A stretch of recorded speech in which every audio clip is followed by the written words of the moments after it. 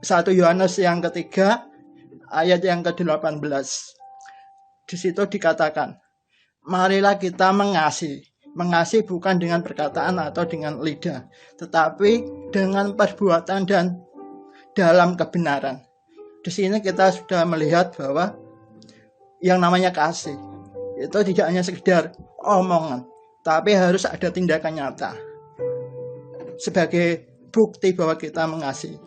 Kasih tanpa adanya tindakan itu mungkin tidak akan menjadi dampak yang luar biasa, sehingga yang namanya kasih itu menjadi hidup.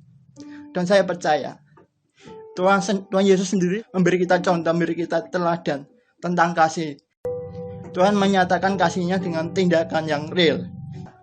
Perlu sekali yang namanya teladankan kasih dengan kata-kata dan tindakan yang seiring. Kenapa? Maka pesan yang kita sampaikan itu tentang kasih terdengar nyaring. Kasih itu akan menjadi hidup. Orang bisa terberkati. Orang bisa melihat bahwa kita sebagai orang percaya itu benar-benar mencerminkan Kristus, sehingga orang-orang yang berjumpa dengan kita bisa rindu untuk mengenal Kristus, karena kita menghidupi yang namanya kasih. Banyak tantangan kalau kita menghidupi yang namanya kasih. Yang pertama, rasa takut. Mungkin kita juga memikir, kalau mau menyatakan kasih dengan tindakan, pasti kita takut rugi. Kalau kita mikir itu untung rugi, nanti yang namanya kasih yang dinyatakan tindakan itu tidak akan menjadi real. Yang kedua, enggan memulai dahulu untuk menunjukkan kerendahan hati. Ya, orang yang mau menyatakan kasihnya yang tulus, pasti harus ada yang dilandasi yang namanya kerendahan hati. Tanpa adanya kerendahan hati, kasih itu tidak akan kita ekspresikan dan tidak kita akan nyatakan. Itulah salah satu tantangannya lagi. Yang ketiga, ego kita. Ngapain kita mengasihi dia? Dia akan menyakiti hati kita. Inilah yang menjadi masalah terbesar bagi manusia. Seperti yang dikatakan oleh Martin Luther, masalah manusia adalah ia terlalu sibuk dengan dirinya sendiri. Orang yang terlalu sibuk dengan dirinya sendiri tidak akan mungkin bisa mengasihi orang lain. Ya, kalau kita mau mengasihi orang lain atau mau melakukan tindakan nyata tentang kasih, mau menolong, peduli dengan orang lain, kepada orang lain, ya kita langsung lakukan. Jangan kita berpikir gimana. Kalau mau melakukan kasih, tinggal aja kita langsung melakukan, selama kita bisa mengasihi sesama kita dengan tindakan yang kita bisa lakukan. Karena kasih tanpa diawali keputusan untuk melangkah tidak akan menjadi nyata. Pasti akan diundur-undur terus untuk melakukan tindakan kasih yang nyata. Ya, sebagai anak Tuhan kita harus tetap memilih untuk mengasihi. Karena mengasihi bukan soal rasa suka atau tidak, tetapi masalah keputusan hati. Jika kita memutuskan untuk mengasihi, maka rasa kasih itu akan mengikuti. Kasih yang nyata kita lakukan aja apa yang kita bisa untuk orang lain. Mungkin kalau pada saat-saat ini kita tidak akan mungkin menyatakan kasih dengan berdekatan dengan sesama kita atau bersentuhan. Ya, kita bisa menyatakan kasih kita, nyatakan kasih yang real itu mungkin bisa dengan menghubungi teman-teman kita, mengechat saudara-saudara kita melalui handphone kita, menanyakan kabar mereka, ataupun melalui sosial media kita bisa sharing apa yang kita lakukan selama di rumah, kegiatan positif kita. Di situ kita bisa menyatakan kasih yang real, yaitu peduli dengan orang-orang di sekeliling kita, dengan menyapa mereka, nanyai kabar mereka, dengan mengontak mereka. Kita bisa melakukan kasih dengan apapun, karena banyak cara untuk melakukan kasih. Teman-teman, mengasihi bukan hanya dengan perkataan dan lidah, tapi juga dengan perbuatan. Supaya kasih yang dalam diri kita itu menjadi real, menjadi hidup, bisa dilihat orang. Dan melalui ini, orang bisa melihat Kristus dalam diri kita. Orang lain bisa diberkati dengan diri kita, dengan apa yang kita lakukan secara positif kepada orang lain. Kebayang nggak sih kalau Tuhan hanya memberi firman-Nya dan nggak menggenapinya. Tuhan hanya ngomong tentang kasih-kasih tapi tidak nyatakan kasihnya. Kan itu namanya hoax. Itu mungkin kalau itu terjadi, kita punya alasan untuk tidak percaya pada Tuhan. Tapi Tuhan menyatakan kasihnya, menggenapi kasihnya ketika Tuhan di dunia. Tuhan menyatakan kasihnya pada orang.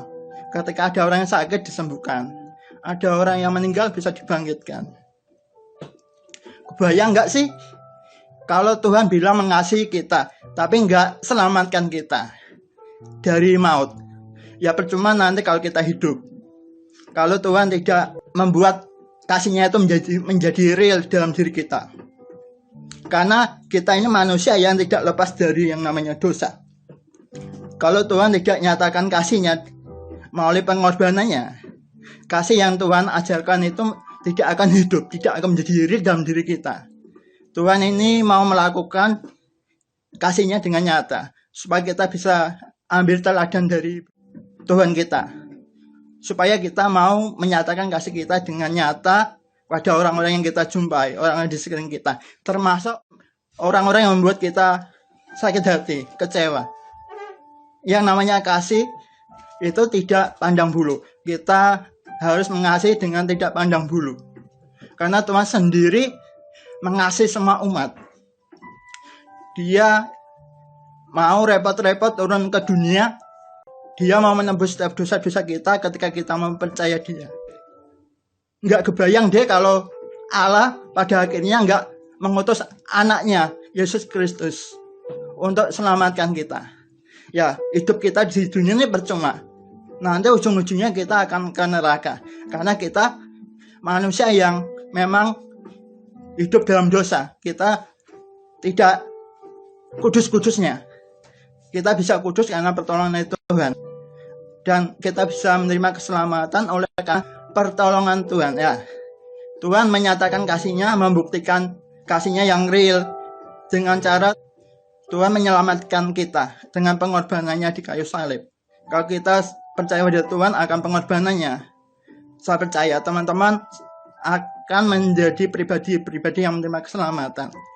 Dan ketika teman-teman sudah mengerti tentang hal ini, saya rindu teman-teman juga mau menjadi pribadi-pribadi yang menyatakan kasih yang real dengan peduli atau care dengan sesama. Karena kasih itu harus yang namanya care dan share, peduli dan melakukan tindakan, harus berbagi. Selama kita bisa menolong sesama kita, selama kita bisa menjadi berkat, lakukan itu. Karena banyak cara untuk kita bisa menyatakan kasih. Jadi teman-teman, nggak cukup banget ya kalau hanya sebatas di kata saja. Tuhan sendiri tidak hanya sekedar mengajarkan kita tentang kasih-kasih, tapi Tuhan sudah memberi teladan untuk menyatakan kasih secara real. Ya, kasih bisa kita nyatakan dengan menolong teman kita yang membutuhkan pertolongan selama kita bisa menolong. Kasih bisa kita nyatakan dengan menghibur teman kita yang sedang sedih, menghibur teman kita yang sedang galau. Ya teman-teman, perlu tindakan atau perbuatan yang nyata untuk kita mengasihi, supaya kasih itu menjadi real, menjadi hidup. Kalau ketika melakukan hal ini, keselamatan itu bisa menjadi berkat bagi orang lain, bisa diterima orang lain, sehingga kita tidak menjadi pribadi-pribadi yang egois, menikmati keselamatan sendiri. Dalam Efesus yang keempat, ayat yang kedua, dikatakan, hendaklah kamu selalu rendah hati, lemah lembut dan sabar. Tunjukkanlah kasihmu dalam hal saling membantu. Itu dengan tindakan yang nyata untuk saling membantu, saling menolong. Tapi di sini harus ada dasarnya, yaitu kerendahan hati. Tanpa adanya kerendahan hati atau kelemah lembutan, yang namanya mau menolong itu tidak akan menjadi nyata atau tidak akan menjadi real. Membantu tanpa membeda-bedakan, membantu dengan ketulusan, membantu tanpa berharap balasan, membantu dengan sepenuh hati, membantu tanpa menunda atau berlama-lama, mengulurkan tangan, membagikan kasih pada setiap orang. Inilah yang namanya real love atau kasih yang nyata. Kalau kita mau membuat kasih itu menjadi hidup, kita mau menyatakan kasih atau menolong orang lain itu tanpa membeda-bedakan. Dengan hati yang tulus, kita bisa menjadi berkat bagi banyak orang. Kita bisa menjadi solusi bagi orang lain dan bukan menjadi polusi bagi sesama kita. Karena kita benar-benar menyatakan kasih dengan perbuatan. Kita peduli dengan sesama, menolong sesama, menjadi penghibur, menjadi jawaban teman-teman kita. Selama kita bisa menolong, ngapain enggak untuk menolong teman-teman? Nah, yang namanya berbagi, teman-teman di sini enggak harus nunggu kaya dulu. Kalau nunggu kaya, ya kelamaan. Ya, kalau selama kita punya berkat atau mampu untuk bisa menyatakan kasih dengan tindakan atau perbuatan, lakukan teman-teman. Selama kita mampu ya lakukan aja. Bagiin apa yang kita bisa. Bagiin sekarang. Memberi adalah artinya menyatakan kasih kepada saudara-saudara kita, hanya tidak sekedar omong doang, tapi dengan tindakannya nyata, dengan tindakan perbuatan kita. Saya percaya nanti banyak orang yang bisa melihat Kristus melalui diri kita. Ya di sini yang namanya kasih itu harus ada tindakan nyata. Kasih itu bisa kita nyatakan dengan berbagi. Kita share dengan sama, selama kita bisa membantu teman kita ya membantu dia. Kalau kita bisa menghibur temannya sedih, kita hibur. Ketika kita di rumah, kita bisa chat teman kita, tanya kabar dia, kita sharing tipis-tipis keadaannya di rumah, gimana, apa yang sudah dilakukan, kegiatan positifnya. Saya percaya kita melakukan hal ini, kasih Kristus itu semakin nyata, dan saya percaya kalau kita menghidup firman Tuhan, berkat-berkat yang dari Tuhan itu akan mengikuti kita.